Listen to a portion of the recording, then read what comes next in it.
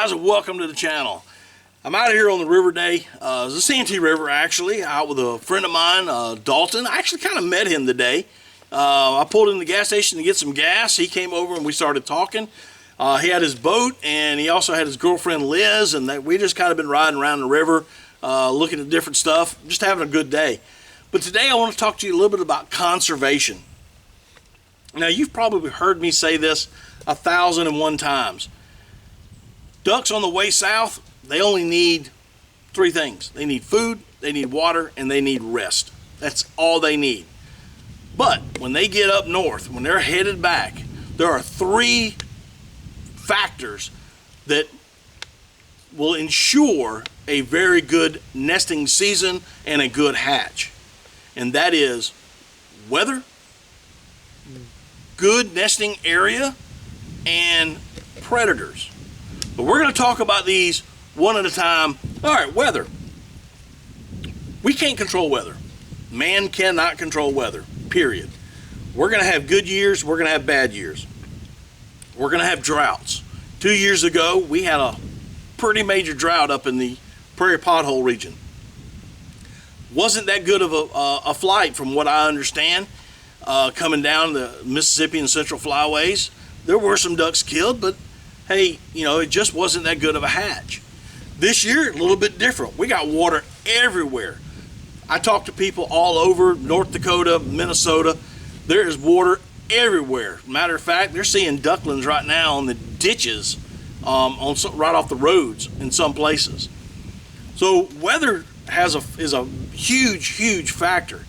Sometimes you're going to have storms that may kill off a hatch, or you have floods that flood the nesting areas. So we can't control that. The next thing is nesting areas. Your grasslands, your prairie pothole region, both in the States and in Canada, the boreal forest up in eastern Canada, even down here in South Carolina, nesting areas for wood ducks and the like. Now, we can do something about that. One of the things that we can do is support conservation organizations.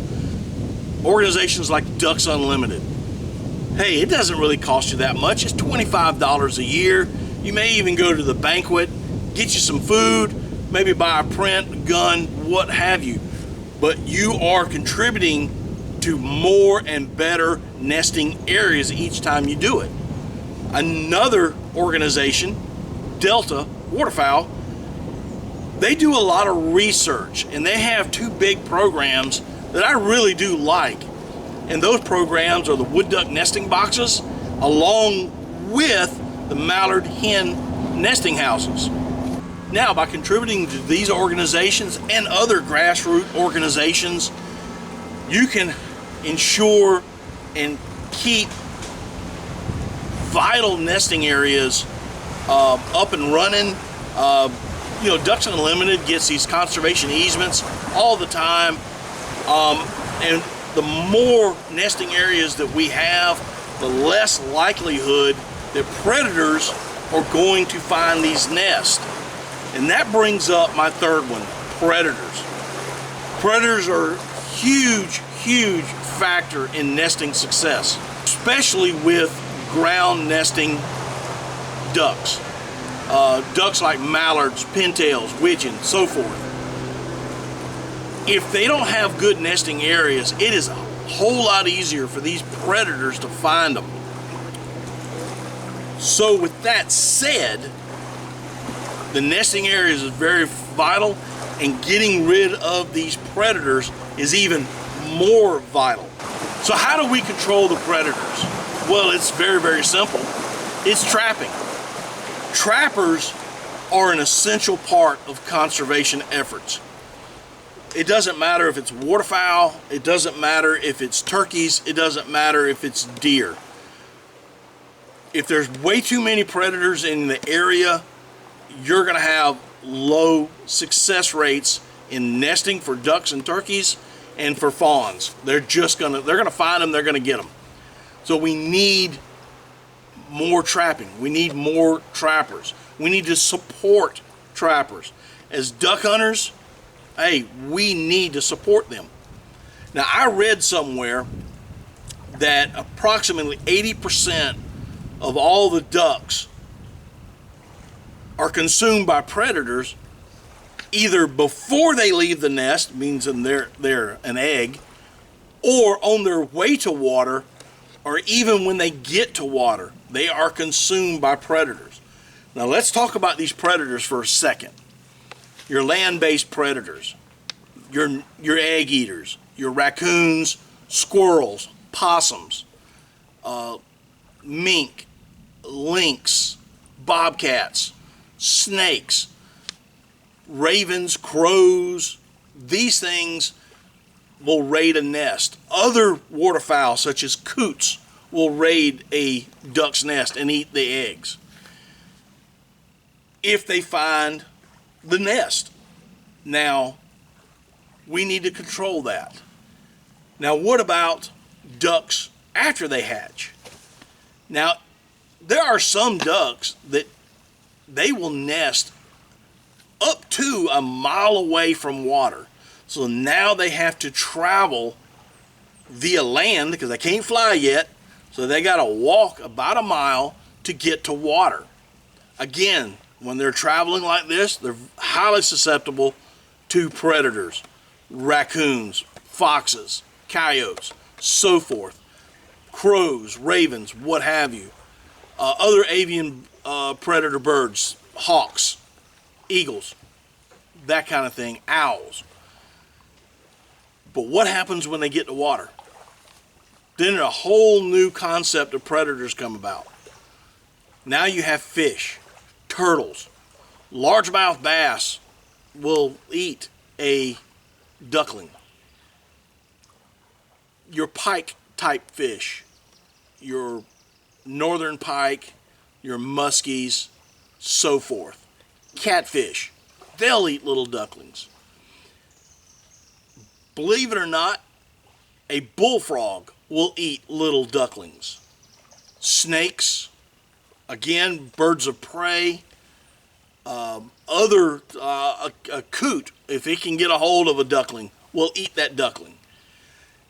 So you have a whole new thing of predators even once they hit the water. So we need to get trappers, and when they get to water, now they got the fish. Now, I know there's a huge thing that has been going on for many, many years of catch and release. Guys will go out bass fishing, they'll catch bass, they release them. I'm not telling you to keep each fish that you catch. I'm not saying that at all. If all you do is like to catch fish and release them, fine. But some of you guys that like to eat fish, keep a few fish. You don't have to keep all of them, but keep a few. Keep a few of those bass. Keep a few of those pike. Keep a few of those 2 and 3 pound catfish. They're really good eating, by the way. Start catching bullfrogs. That kind of thing. These things that if we do as waterfowlers and get into more of thinking outside of the box, other than making a few wood duck nesting boxes or a mallard hen platform, we need to start doing a few more of these things. So how can we, as outdoorsmen, as waterfowlers, support trapping? I mean, I got it.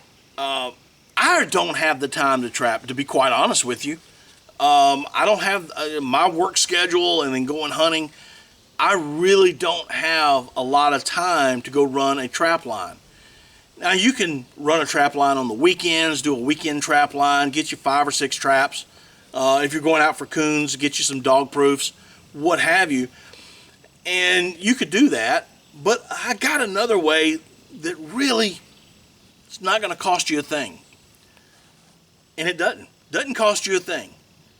Go on YouTube, find you some trappers that have YouTube channels and support them via YouTube. Other words, watch their videos. Give them a thumbs up. Give them a little comment down below that says, hey, thanks for what you're doing. I really do appreciate it. It gives them a little bit of a boost because trappers are your ultimate conservationists. They really, really are. They're after these predators because they know what's at stake. If there's too many predators, there will not be enough game that we like to go out and pursue. So I'm going to give you 4 trapping YouTube channels. Tom Keltich from Tom Keltich and Everything Outdoors. Steven over at Scab76. Todd Arnold over at Boxie Outdoors. And MarkJ Larson at MarkJ Larson Outdoors. These guys have got some great trapping channels, and there are, trust me, I am subscribed to about 15 of them. I just gave out my top 4. These guys are really, really hardcore. As a matter of fact, MarkJ Larson last year alone caught, I believe, he was either right at 30 or over 30 coyotes. There's a lot of deer and a lot of turkeys are going to be thankful for that. I guarantee it.